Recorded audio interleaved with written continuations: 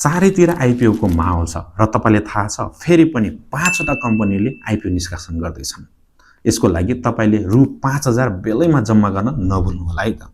प्रथम चरणको आइपिओ निष्कासन गरिसकेका यस कम्पनीहरुको आइपिओ फेरि पनि दोस्रो चरणको लागि चाहिँ निष्कासन गर्ने तर्खरमा छन्। नम्बर 1 शिखर पावर डेभलपमेन्ट लिमिटेड। यसले प्रथम चरणको आइपिओ निष्कासन गरिसकेको छ भनेपछि अब छिट्टै नै दोस्रो चरणको लागि चाहिँ आइपिओ निष्कासन गर्नेछ। Number 2 hotel forest limited. यो पनि सर्वसाधारणको लागि भनेर छिट्टै नै आइपिओ निष्कासन गर्दैछ।